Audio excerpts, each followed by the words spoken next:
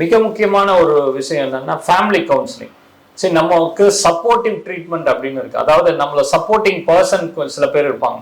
சில பேருக்கு ஃபேமிலி, சில பேருக்கு ஃப்ரெண்ட்ஸு, சில பேருக்கு ஃபேமிலியே இருக்க மாட்டாங்க, ஆனால் அவங்களுக்கான ஒரு கார்டியன்ஸ் இருப்பாங்க. அந்த மாதிரி அவங்களுக்குமே ஒரு கவுன்சிலிங் கொடுக்குற செஷன்ஸ் இருக்கு.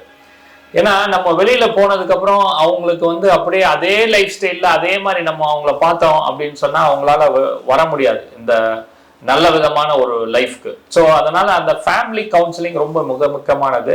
அவங்க ஃபேமிலி மெம்பர்ஸை கூப்பிட்டு அவங்களுக்கு இவங்களை எப்படி டேக்கிள் பண்றது, அவங்க எப்படி டிபெண்டன்ஸா இருக்க முடியாது. ஏன்னா அவங்க இவங்கள பத்தியே யோசிச்சுட்டு இருப்பாங்க. ஒரு மனைவி எடுத்துக்கிட்டீங்கன்னா, ஒரு ஃபாதரோ மதரோ எடுத்துட்டீங்கன்னா, அவங்க டோட்டலி டிபெண்ட் ஆன் தம். இவன் எங்க போறான், காலையில போதை எடுத்துருவானே, இன்னைக்கு தண்ணி அடிச்சானா இல்லையான்னு தெரியலன்னு அவங்களே ஒரு டிப்ரெசிவ் ஒரு டிபெண்டன்ட் ஸ்டேட்ல இருப்பாங்க. யாருக்கு டிபெண்டன்டானா இந்த நபருக்கு டிபெண்டன்ட் ஆயிடுவாங்க. இவங்க ட்ரக்குக்கு டிபெண்டன்டா இருப்பாங்க, அவங்க வந்து இவங்களுக்கு டிபெண்டன்ட் ஆயிடுவாங்க. ஸோ அந்த டிபெண்டன்சியை குறைக்கிறதுக்கு நம்ம ஃபேமிலி கவுன்சிலிங் கொடுத்து ஒரு நாள் அடிப்படையில நீங்க இவங்களை வந்து காலையில போனாங்கன்னா மறந்துடுங்க, அவங்க வேலையை பார்த்துட்டு வரட்டும், நம்ம அதோட கவுன்சிலிங்ல அவங்களை கூப்பிட்டு வரலான்னு சில விதமான ஃபேமிலி கவுன்சிலிங் அவங்களுக்கு கொடுக்க போது அந்த ஃபேமிலிலையும் ஒரு ஒரு நல்ல விதமான சூழ்நிலை நிலவுது. அப்போ அவரு வெளியில வர்றதுக்கு ஈஸியான ஒரு வாய்ப்பு ஏற்படுது.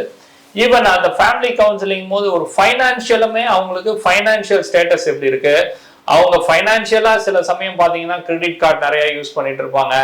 அவங்களுக்கு வந்து ஒரு நல்ல கவுன்சிலிங் கொடுத்து அந்த கார்டெல்லாம் எப்படி நம்ம க்ளோஸ் பண்றது. ஈவன் இந்த தெரப்பியில பாத்தீங்கன்னா பர்சனலா சில பேர் வந்து பாத்தீங்கன்னா ஈவன் நிறைய கோர்ட் கேஸ் இருக்கும், சிவில் கேஸ் இருக்கலாம், கிரிமினல் கேஸ் இருக்கலாம்.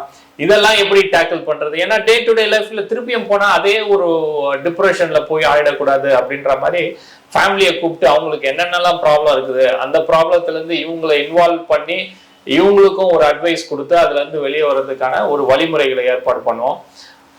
சோசியல் மீடியா, இன்னைக்கு இருக்கிற சோசியல் மீடியால ரொம்ப ஈஸியா இந்த மாதிரியான ஒரு லைட் மைண்டட் குரூப்ஸை வந்து கிரியேட் பண்ணி நீங்க ஒருத்தருக்கு ஒருத்தர் ஷேர் பண்ணி இவங்களோட ஸ்ட்ரென்த் உங்களுக்காக கொடுக்கப்பட்டு அந்த மாதிரியான ஒரு தெரப்பி ஒரு உருவாக்குறதுக்கு இன்னைக்கு சோசியல் மீடியா நிறைய ஹெல்ப்ஃபுல்லா இருக்கு.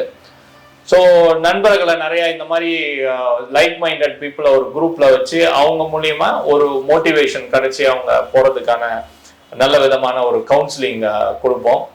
ஸோ இதெல்லாம் தாங்க நிறைய ஆப்ஷன்ஸ் இருக்கு, ஒரு ஆப்ஷன் அப்படின்னு கிடையாது.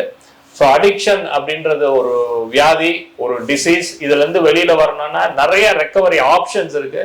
இந்த மாதிரி ஆப்ஷன்ஸை சூஸ் பண்ணிட்டு நம்ம அதுல இருந்து வெளியில வர முடியும். நன்றி, வணக்கம்.